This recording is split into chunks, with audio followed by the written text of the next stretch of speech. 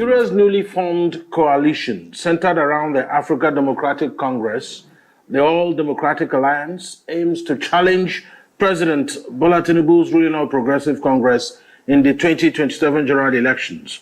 Prominent opposition figures, including former Vice President Atiku Abubakar and Labour Party's Peter Obi, have joined forces to tackle Nigeria's economic hardship, insecurity, and governance challenges, promoting democratic reform and national unity. In the midst of all this, how is Southeast Nigeria shaping up in the new coalition? This is the Eastern Eye. I'm Alex Ogbodo.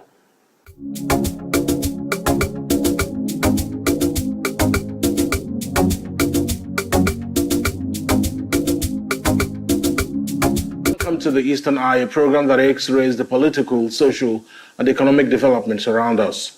Joining me tonight on the Eastern Eye is Honorable Prince Humphrey Onyima, the publisher and CEO of Leadership Scorecard magazine. He was also a former special assistant to the Enugu State Governor on Media and Public Affairs. Thank you so much, Humphrey Onyima, for joining me tonight on the Eastern Eye. Thank you.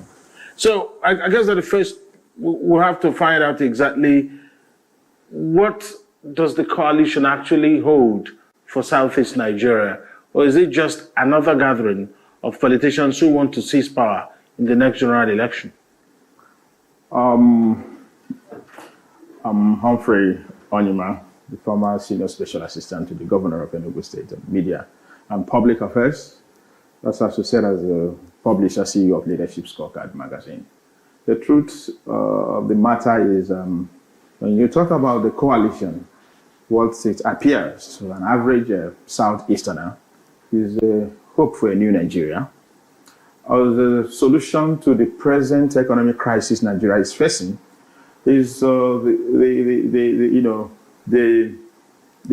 solution to address the issue of equity, fairness, and justice, and to address the long-standing marginalization the people of the Southeast has suffered as long as Nigerian leadership configuration is concerned. So we are in the coalition for a new Nigeria. The coalition, people from the Southeast are seeing it as a platform that will address the injustice the Southeastern people have suffered, and to also address the issue of insecurity and then also the economic hardship. Because to an average Easterner, the economic hardship is seriously beating at the people from the Southeastern region, into the fact that we are basically business-oriented people, having been displaced to a large extent politically since after the Civil War. So to us, the coalition is the new hope of inclusivity, is the new hope of bringing the actualization of Southeast presidency into the front burner. So the Southeastern people are coming into the coalition with the hope of actualizing the presidency of Southeastern extraction, because right from 1999 to date, it appears that we are not, factored in the North and South dichotomy that has been sharing the leadership position, the leadership of the presidency of this country. So we see this coalition as the solution or the pathway to the actualization of Southeast presidency. But the optics we see currently is that only Peter Obi seems to be the most prominent Southeasterner that we have seen appearing in and around the coalition. What are the others? Well, we have understood we have been so divided for so long, and I believe what played out in 2023 is a unifying process of the Igbos rally round. You understand, a formidable candidate, just as we expressed in 2023. So that is, we are now going to graduate from what we are able to to achieve in 2023, to consolidate upon it. We have no alternative to Peter Obi. Peter Obi is the face of the coalition. Today, people are hearing of coalition. It's just because of the personality of Peter Obi. His kind of integrity that he has built over the years is quite unmatched. So look, if you look at the entire southern Nigeria, not only southeast, we have no alternative to Peter Obi.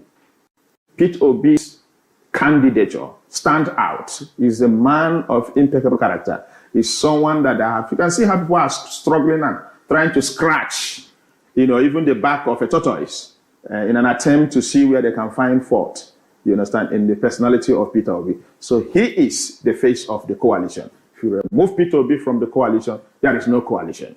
So Peter Obi stepping in, they have been discussing coalition over some months until Peter Obi stepped into coalition. That is when Nigerians start, discussing coalition. So if you remove Peter Obi, there is no coalition.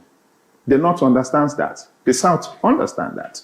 So when we talk about Peter Obi, as it stands now, we have no alternative to Peter Obi in the southeastern extraction. All right. So let me just draw your attention to the statement credited to the FCT Minister, Nyesom Wike.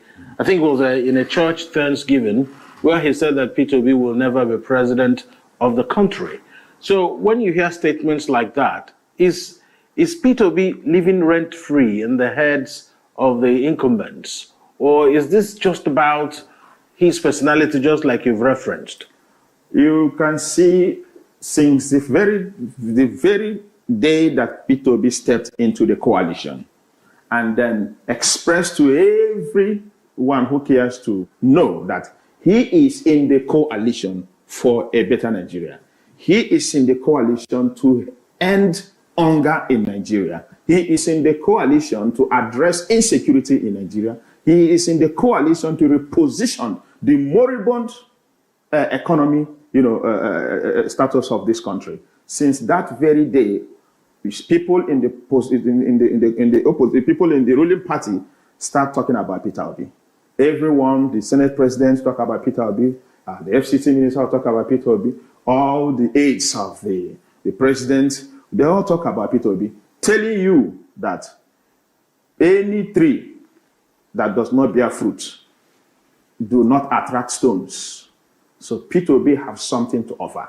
And that's why they are discussing about him. So how should the FCT minister say that Peter Obi can never be president? Is he the one that determines the president of Nigeria? He's not the one. He has only one vote. So he's just trying to, cast aspersion on the personality of Peter Obi. But as you can see, Peter Obi is really focused, moving towards, he said he's not desperate to be president of Nigeria. He is only desperate to see a new Nigeria. He is desperate in fixing the problem Nigeria is facing. And he has declared it that the North will enjoy his presidency because the landmarks alone we have in the North is capable of feeding Nigeria, and not only Nigeria, other parts of Africa and the rest of the world. So everybody calling Peter Obi just to tell you that the man is really, his moves are really touching the ruling party. That's why they're discussing about him. If you can see, there are other people vying for president under the coalition. Why are they not discussing about them? All right, so let's come back to the Southeast and talk about what needs to start happening between now and 2027 when the general elections will happen. Because recall in 2023, despite everything that happened here politically, Peter Obi still dominated in terms of votes garnered during the presidential election, despite the Labour Party not having any governor in situ, like they say in law. But at the end of the day, how do you think that if the Southeast is interested in having someone from the region emerge as president of the Federal Republic, what are they supposed to be doing right now? Thank you very much, Mr. Alex. I said this thing before and I will repeat it here. We should not expect Peter Obi to get the presidential ticket of the coalition at the platter of gold. The people of the Southeast extraction must come out and lobby for this ticket. Work for it as if we have nothing other than this. We use you see how we explore the business world. We conquer the business world. So I expect the people of the Southeast extraction, the politicians, the non-governmental organization, the CSOs of Southeastern extractions, even the corporate institutions, every part, Igbos in diaspora, we should come out and fight for this very presidential ticket like never before, because we need to win the primaries before we go to the general elections. So we shouldn't expect that they will just give Peter Obi the ticket. No, the way the way the presidency is important to us, some other parts of Nigeria, some other regions are also vying for it. You know, Obasanjo has done 8 years in this country of Yoruba extraction.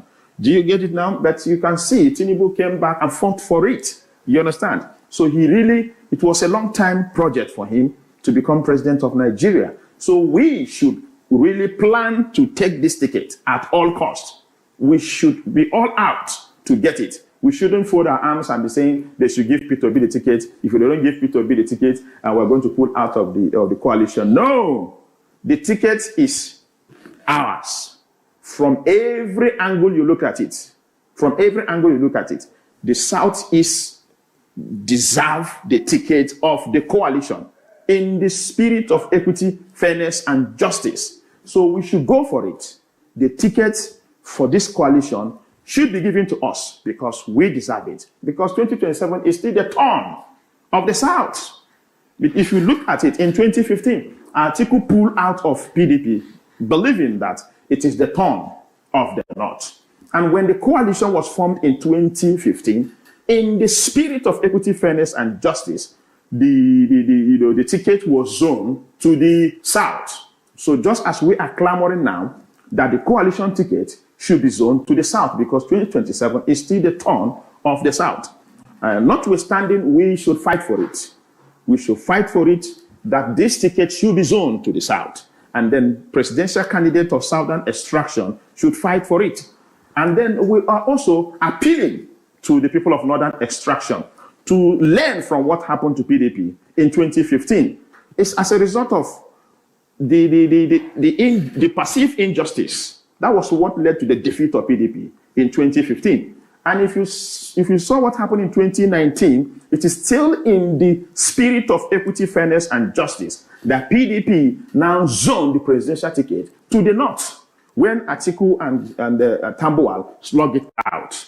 And that was why it happens that very way. And we gave, the people of the Southeastern extraction gave Atiku all the needed support to ensure he defeats Muhammad Buhari. So he believing that he won that election in 2019, he should have fought for it, because the arguments that some people put on the table is that they need someone that can really defend his victory. Yeah, Atiku claimed he won in 2019. How comes he did not defend his victory? Why didn't he fight for it? Because it's the same legal process he used in fighting for his victory in 2019. That was the same process that Peter Obi adopted to get back the stolen mandate in 2023. The same thing Atiku did in 2019. So telling us that until when a northerner is fighting against a southerner, that is when the North can now come out with all force to take their victory, then it is no longer fairness to the people of the Southeastern extraction, because we fought on the side of Atiku. This time around, we expect Atiku as a statesman to be in the forefront, telling the coalition stakeholders that this ticket should be zoned to the South, and if possible, to the Southeast. But we, the people of the Southeast, must come out and ask for it, lobby for it, convince the North to accept our proposal. And Peter Obi has said he's ready to do only 4 years. And then 2031, it will go to the North. So the North should trust Peter Obi from Southeast extraction. You know that there has been issues about keeping gentleman agreements. Recall that in 2015, everyone have now come out to say that this was what cost the PDP their stronghold in Nigerian politics. Because the then president, Goodluck Jonathan, according to them, failed to keep the gentleman agreement he had, that he would do only one term after he served out the tenure of Yaradua. but he reneged on that, claiming that it's his constitutional right to seek a second term. And then, of course, the party imploded and he lost. So do you think that, going by that example, do you think that the North, like you've put it, will trust a P2B, knowing that a Goodluck Jonathan didn't keep a gentleman's agreement? Well, when the gentleman agreement is registered in the consciousness of the people. When that very gentleman agreement was reached, and when it was reneged upon, what happened? There was a protest. There was an intra-political protest that led to the inter-political protest and eventually his defeat. So certainly, when you renege on agreement, you should expect such kind of reaction from people, whether it is written or not written. If you even observe the gentleman agreement that APC might have reached in 2015, that's after Buhari, then it will come to the South. What led to President Tinubu, who shouted Emilokon. So now the Emilokon toga came as a result of observing that some people don't want to keep to the agreement. What happened? He mobilized, he fought for it, and people now reason with him that we have an agreement. Did you get it? So if two attempts were made by Jonathan in 2015, by the APC in 2023, and people prevailed upon such situation, and then the right thing happened, certainly no one will attempt, going contrary, because it has not been successful. So, P2B is a man of integrity. So how best do you think that deal can be cut? If perhaps the coalition agrees to hand P2B the opportunity to run, yes, how best do you think you can cut a deal with the North, pledging to do just one term? Is it going to be now a written agreement? Because when the saga with Jonathan unfolded, some people claimed there was a written agreement. Some people said no, that there was no agreement. In fact, it became counterclaims and charges. Babangida Aliyu of Niger State, Raymond Dokpesi, now late, was also vociferous, and a few other persons who came out to say that former President Goodluck Jonathan failed to keep that. So do you think that there should be something written this time? Yes. It is now incumbent on the coalition stakeholders to come into a concrete agreement. Just as P2B has said that I am ready to do only one term and then hand over to the North based on gentleman agreement. But this time around, let's put it in concrete terms. Let it be written. And I believe P2B is ready to do that. It's ready to do that. Owing to the fact that 2027 to 2031 is still the turn of the South. So P2B should be trusted. If you don't want to trust P2B, and you that you are coming from the North, that you have the right to stay up to 8 years, right? And then someone who knows that the sitting president is taking already the first 4 years. So P2B is more in a tight corner to keep to the agreement than candidates from the northern extraction. All right, so your analysis is that, well, after 4 years, that he wouldn't get votes from the North anyways. Of course. Is that what the analysis is? Of course, because he's entering into this agreement with northern political stakeholders in the coalition. And I'm spending only 4 years. And after 4 years, I am leaving. All right. So let's talk about how the political landscape in Southeast Nigeria is changing. A lot of our legislators have moved to the APC. So if the coalition is the newfound place, how would it work? Because at the end of the day, a lot of analysis is going to the fact that P2B may not have emerged as the winner of the 2023 elections because he didn't have a lot of sitting political office holders on his side. How much political stakeholder support do you think P2B needs from the Southeast? Do you think that he can depend solely on the obedient wave? With the obedient movement, P2B defeated Asiwaju Bola Ahmed Tinubu in Lagos.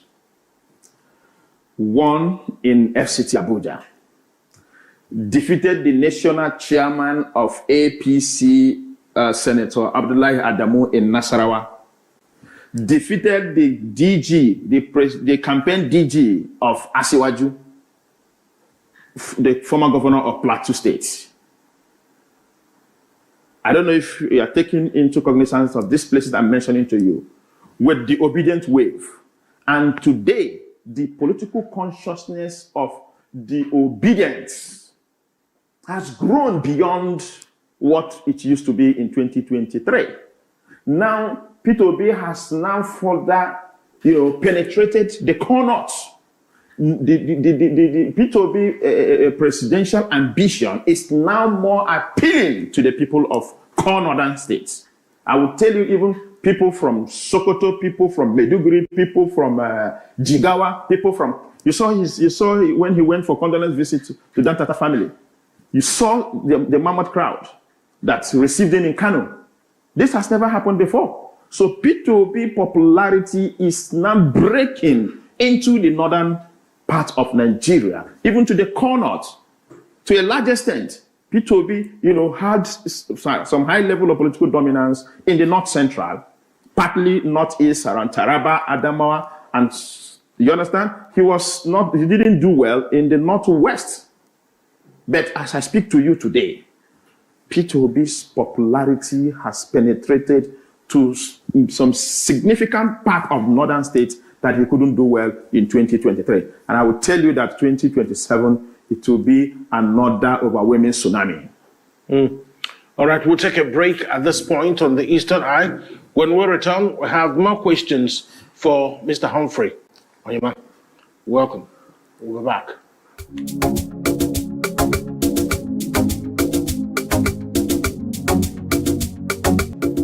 TV, a program that X-rays the political, social, and economic developments around us. My name is Alex Ogbodo, and I still have Humphrey Onyima here with me.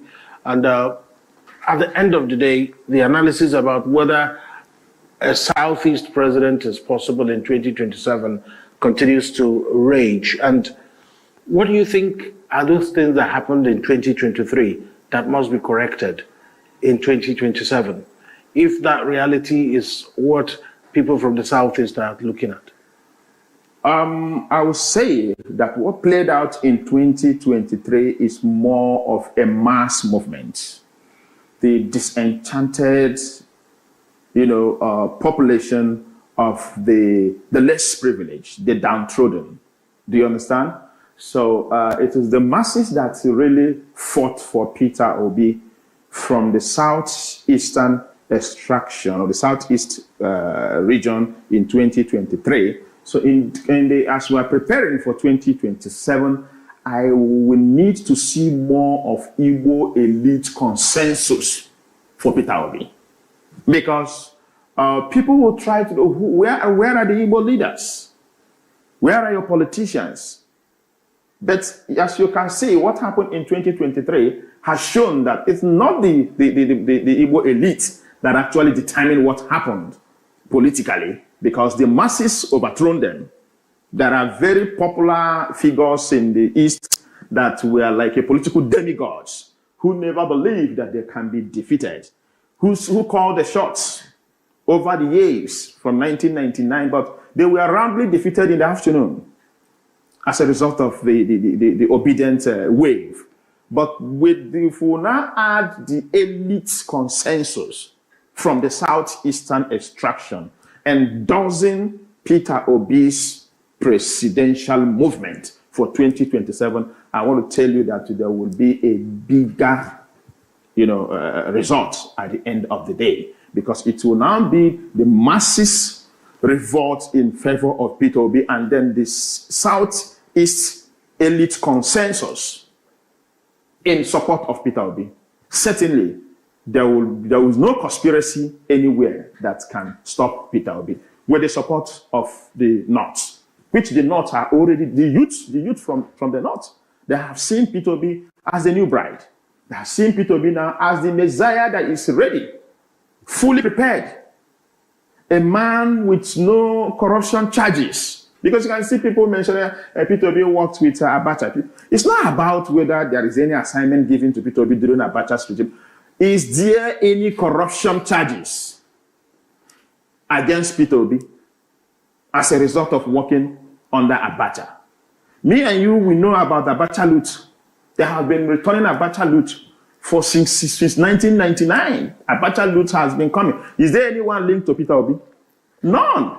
So that's what we'll be talking about.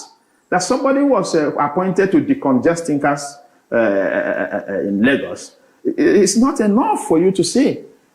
After all, he did it out of his love for the country to see that things work out well. And within that period, he delivered.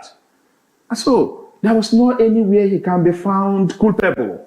As a former governor, how many of our former governors that are regular guests of the EFCC? So do you think that all the allegations they are trying to throw up against P2B is more like people who are trying to give a dog a bad name just to kill it? This is just trying to make a mountain out of a molehill. If there is any corruption linked to Peter Obi, I am telling you, as long as this present government is concerned, it will not even stay up to 48 hours. They will indict him. And he will be charged for it. But they have looked round. They couldn't find anything. You say Thinkers, the congestion of Thinkers Island. Is that reason for where you will say that he's a son of corruption? That is very, very petty. Do you understand? And you can see people in the social media, some social media warriors and...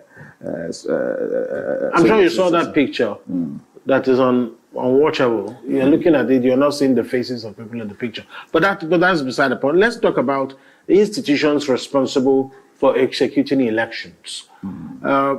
What we saw in 2023 was a situation where there were obvious issues with how the election results were handled. And with the intervention of the courts and the tribunals, do you think that problem has been solved? The issue here is this. If we have a strong electoral reforms that can guarantee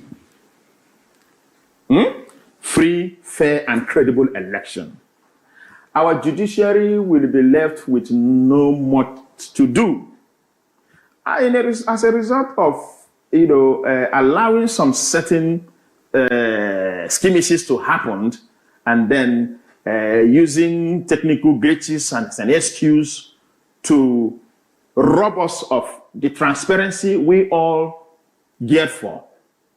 It's called for all those kind of electoral jurisprudence. Do you understand? And very funny verdicts coming from here and there. What Nigerians should be clamoring now is electoral reforms. Credible electoral reforms that can guarantee free, fair, and credible election. If we have it so transparent, the judiciary will have nothing much to do. So where you now mortgage the electoral process, rob people of their mandate, and then you now say go to court, and then when you now get to court, then justice again will still be mortgaged, where you begin to see a lot of technicalities. And for the fact that all of us are not lawyers, and they claim that the learned people have observed it in law, in this and that. No. When option A4 was adopted by late Professor Humphrey, was there any call for all these electoral cases, whether somebody's victory is in doubt? Abiola is no more. But the election was so credible, free and fair, that today we still determine the winner, even after the acclaimed winner died. And we saw it that he won the election. And the man who annulled the election just acknowledged it recently. And then today he's been honored as a former head of state. So if Professor Humphrey did not put adequate electoral architecture in place to give us that very free, fair, and credible election of 1992-93, nobody will be talking about Abiola's victory today.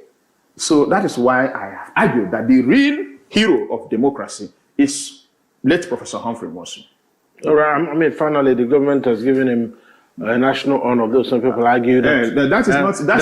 CON is, yes, it's not slightly beneath. It's not enough. The INEC headquarters should be named after Humphrey Mosu because he is the face of free and fair election in Nigeria. Why do you think there is a problem? Because we are talking about elections, so it is apt to talk about Humphrey Mosu. Yes. Why do you think there is that resistance in giving Professor Humphrey Mosu his flowers? You saw the resistance from the National Assembly.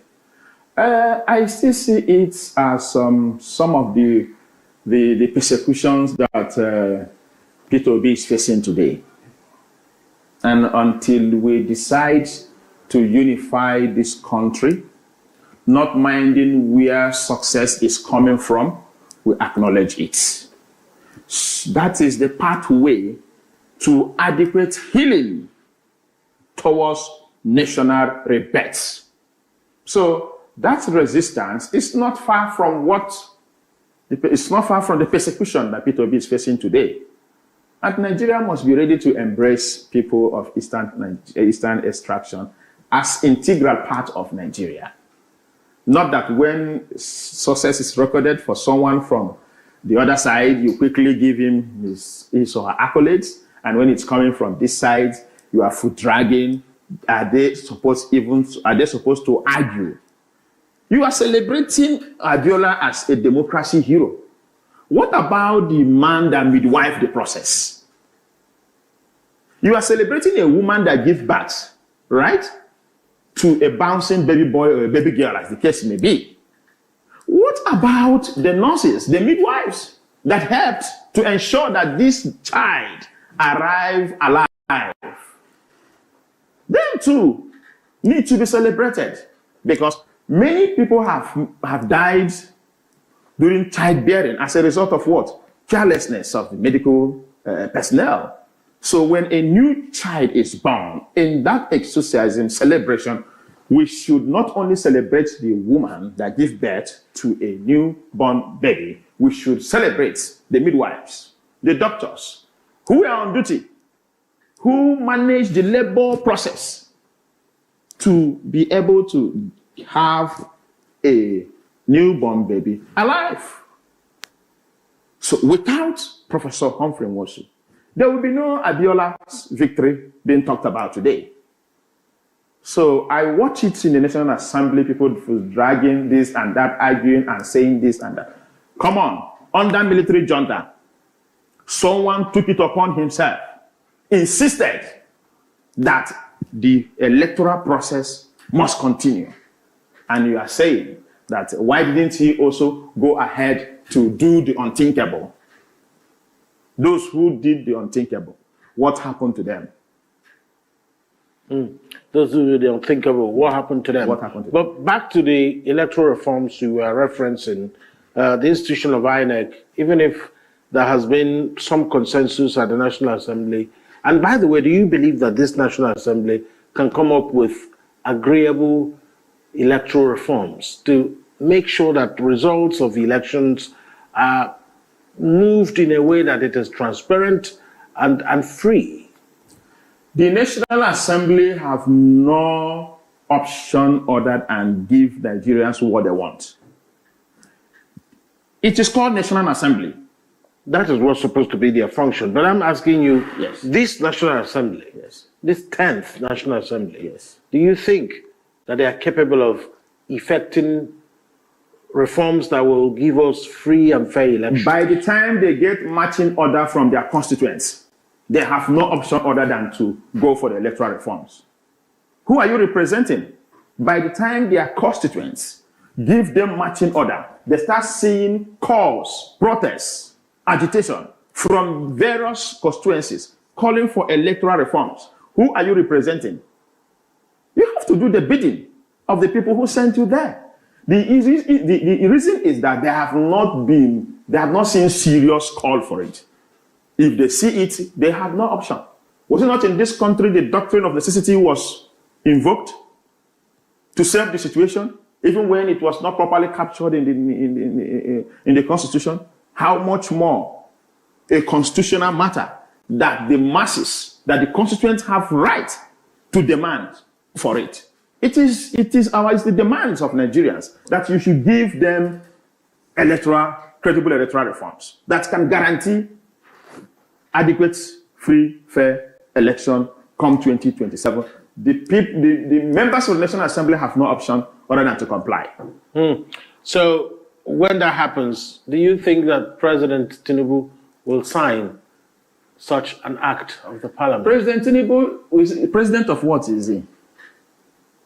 You tell me. President of the Federal Republic of Nigeria.